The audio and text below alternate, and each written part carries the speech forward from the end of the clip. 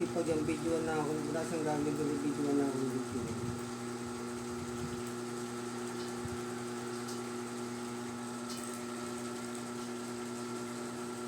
Tapos na?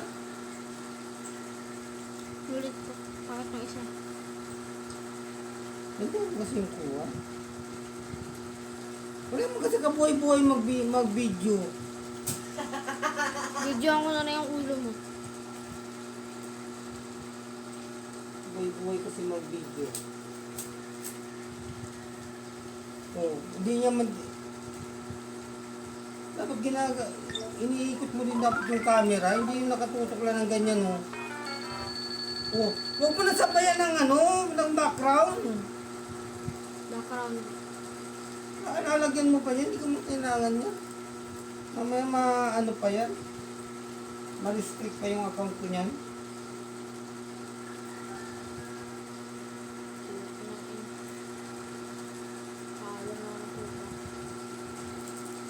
Tingnan mo yung ginagawa mo.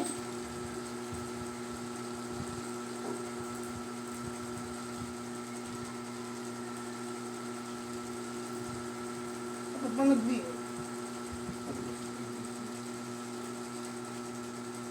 dapat pa nagbibideo, iniikot mo ng gano'n, oh. Nakatutok lang ng ganyan, walang kwenta yan, hindi lang.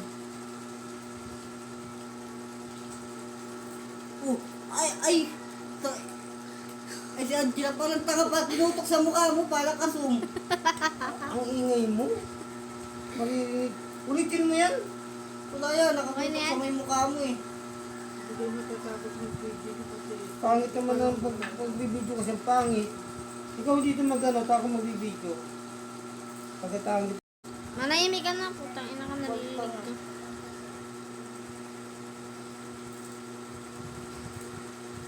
Pag nagbibideo kasi nakagano, iniikot mo, hindi yung nakatutok ka lang sa isang parke lang. Sa'yo mo magkuhaan yung mukha mo.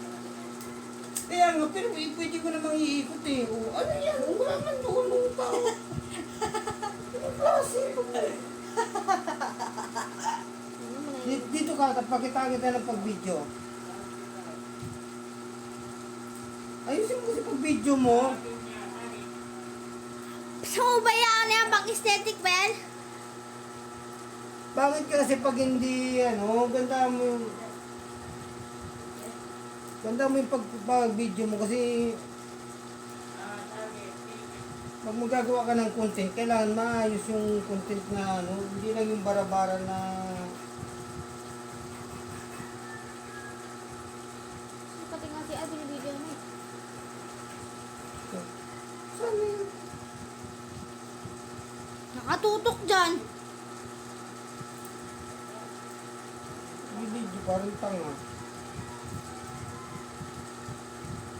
Pang aesthetic yan, pati video.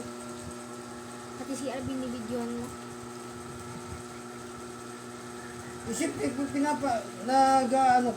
gumagawa ka doon, nalangan man ikaw yung videoan ko, tapos nandoon ako.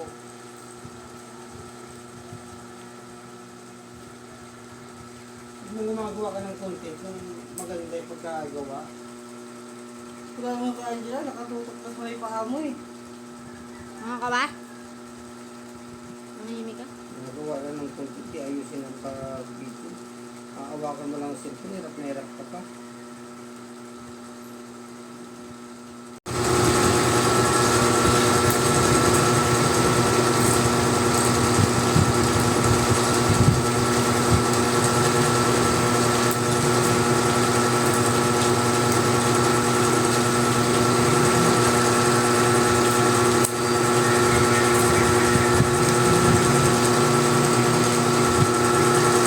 Ano yan? Ganyan sa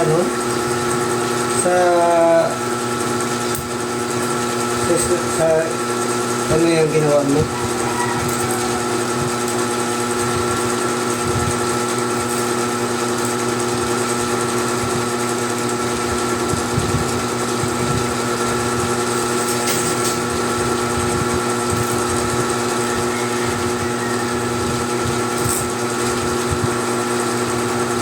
Pinili mo yung magaganda ako.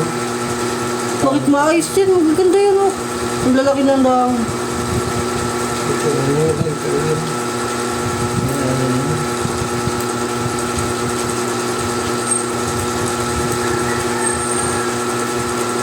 Sarap na ito gata. Talaga sa may trabaho pagka kaya yung iba ayaw nito magulang. At saka yung bangka. Yung may trabaho pagka pagbabalak ka lang sa talaga.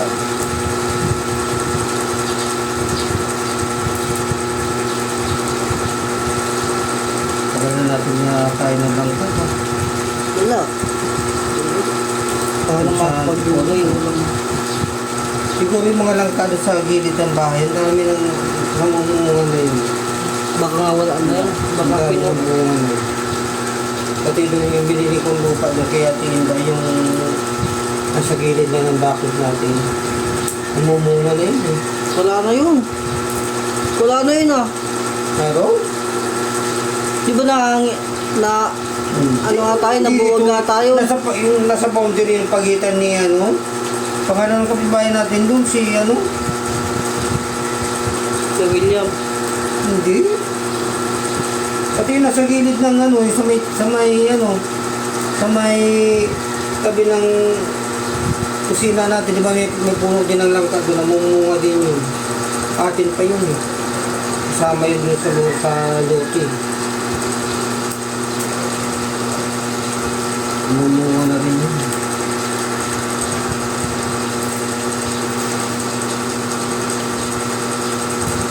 So kung hindi nagkasakit si Kuya yan din, malamang yun,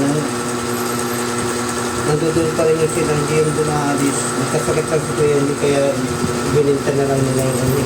Kaya wala ka nagkasakit.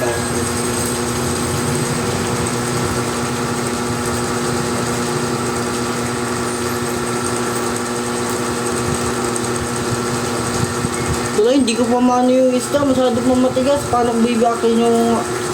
Ano yung tiyan mo? Ibabad mo lang sa tubig muna. Mahirap yun. Malapit sa kamay yun. Pag sobrang ano tigas. Ibabad mo lang muna sa tubig.